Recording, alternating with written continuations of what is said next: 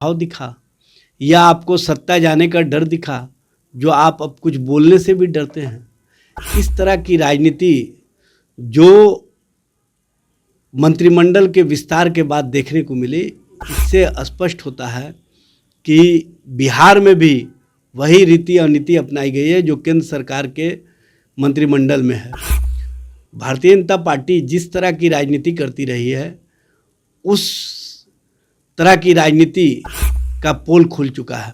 अब भारतीय जनता पार्टी के अंदर जो लोग हैं उनको जवाब देना चाहिए।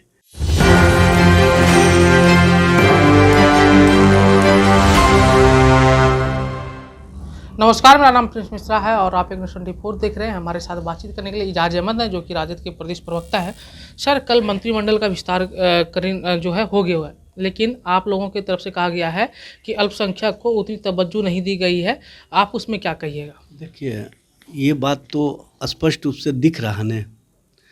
30 मंत्री बने मुख्यमंत्री को लगा करके, और एक मुसलमान, और वो भी मजबूरी में।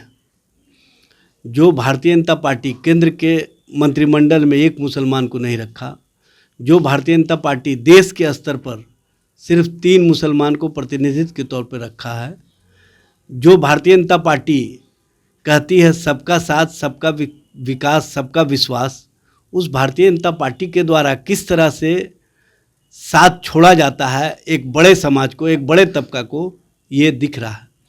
और सबसे बड़ी बात यह है कि मुख्यमंत्री जी जो हमेशा कहा करते थे कि हम सबको साथ लेकर के चलने पर विश्वास करते हैं, हमारा सबके प्रति समभाव का विचार है, आखिर मंत्रिमंडल में समभाव क्यों नहीं दिखा? क्या इसमें भारतीय जनता पार्टी का प्रभाव दिखा या आपको सत्ता जाने का डर दिखा, जो आप अब कुछ बोलने से भी डरते हैं? इस तरह की राजनीति जो मंत्रिमंडल के विस्तार के बाद देखने को मिली, इससे स्पष्ट होता है कि बिहार में भी वही रीति और नीति अपनाई गई है जो केंद्र सरकार के मंत्रिमंडल में है।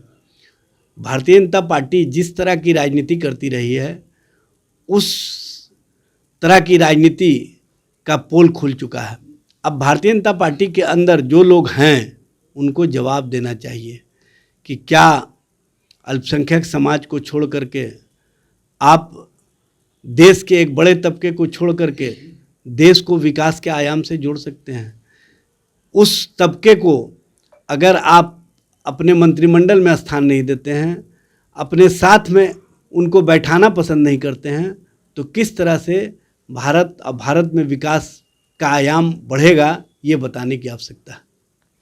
दूसरा सवाल ये ले लेते हैं सर कि अपराध जो है काफ़ी चरम सीमा पर है। उन चीज़ों को देखते हुए आप लोगों का जो एक नारा था कि हम लोग जो है अपराध मुक्त बिहार बनाएंगे, लेकिन अभी कुछ दिनों से जो है ये सिलसिला काफ़ी बढ़ता नज़र आ रहा है, क्योंकि कल जो है एमएलसी फ्लैट में जो है एक युवक की जो है लाश मिली थी।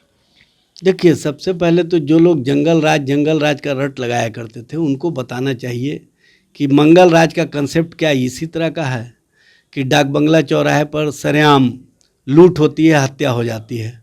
पुनाई चक में सरेआम सब्जी बाज़ार में गोली चलता है, एक आदमी की मौत हो जाती है।